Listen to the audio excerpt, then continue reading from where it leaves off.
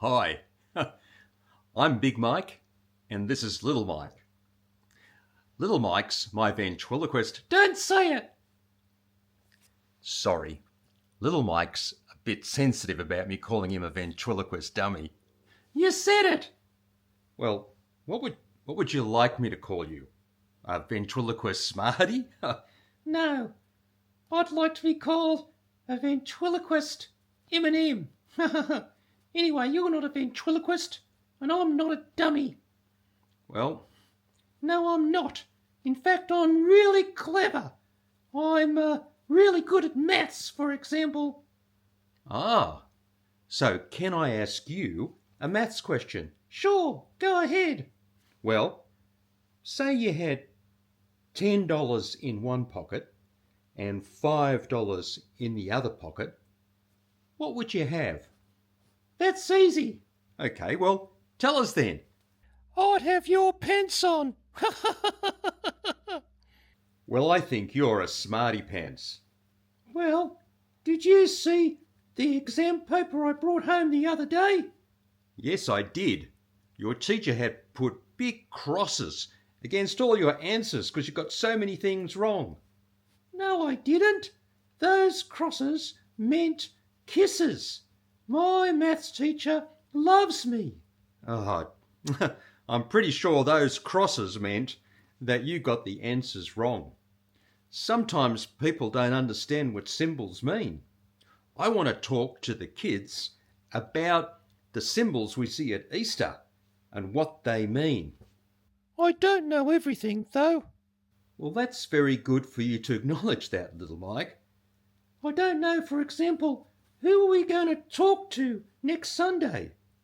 Oh, well, we're going to be talking to the kids at the Chinese church Sunday school. Oh, really? That's great. Why is that great? Well, I'm Chinese. You're not Chinese, little Mike. You've got curly hair. Portia has curly hair, and she's Chinese. Yeah, I really don't think you're Chinese, though. I mean, prove you're Chinese. Okay then, have a look at my tag on the back of my head. Oh, hang on a sec. What does it say? It says, made in China. See, I'm Chinese. Show us your tag. Well, I don't have a tag. Ah, Pov, where were you made? Well, I suppose I was made in England. Well, they didn't do a very good job. I mean, your hair's falling out. You need a good iron. You got so many wrinkles. And all your stuffing has dropped down around your waist. Well, enough about me. We're not here to talk about me, little Mike. We're here to talk to the kids about Easter. Oh, I'm worried about Easter. What are you worried about?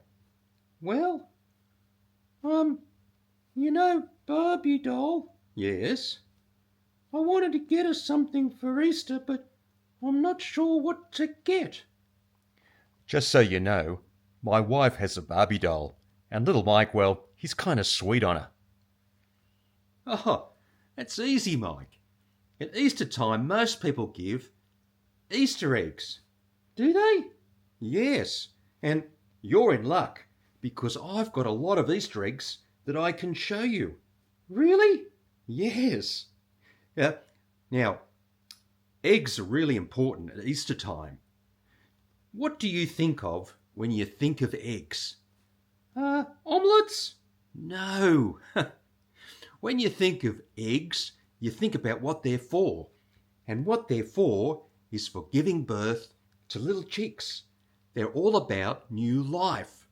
Okay, come with me, little Mike, into the kitchen and I'll show you my eggs. Well, welcome to my kitchen. And I've got 4 eggs to show you. 1, 2, 3, 4. Years ago, Christians noticed that round about Easter time, people gave each other eggs, and they thought, what a great idea. We should do the same. Because eggs reminded them of new life. And Easter reminds them, when they see the egg, of the new life that Jesus gives us when he rose again from the dead. So they started to do things like this. They made nice, colourful eggs, covered in joyful colours, because it reminded them of the joy they received when they received the new life that Jesus gives, because he rose again from the dead. Then they started to make eggs out of precious things, like this one is made out of precious jade, a very precious stone. And that reminded them of the very precious gift that Jesus gave them when he gave them new life by rising up again from the dead. Of course, nowadays we see eggs like these, chocolate eggs. And I like chocolate eggs because not only do they taste nice, but do you know what's inside them? Let's have a look.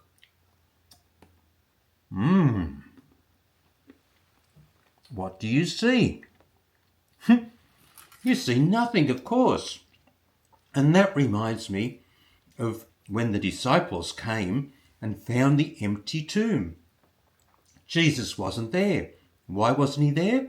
Well, because he had risen again from the dead.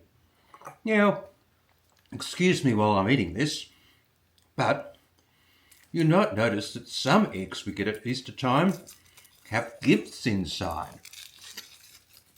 I've got an egg here that has a gift inside. Let me try this one, hey?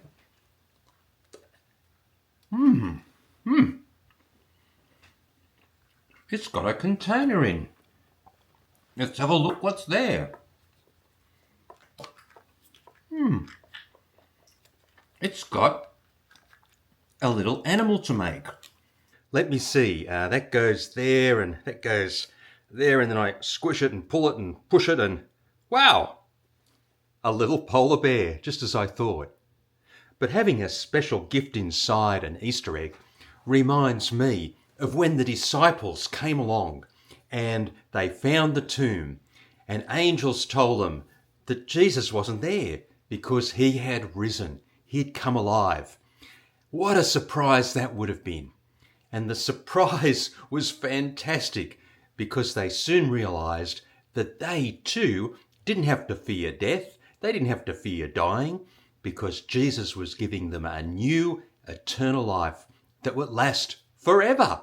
So this Easter, when you're eating your chocolate eggs, remember the joyful colours and think of the joy that Jesus gave us when he rose from the dead. Think of the precious gift of new life that he gives us when he rose again from the dead. When you bite into that Easter egg and you see that there's nothing inside of it, think of the empty tomb and the fact that Jesus is alive again today. And when you bite into it and, well, find some surprise, think of the wonderful surprise the disciples had when they realized that Jesus hadn't been defeated.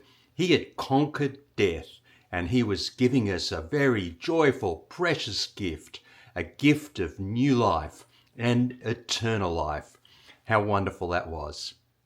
If you've liked this video, give us a like or subscribe, and God bless.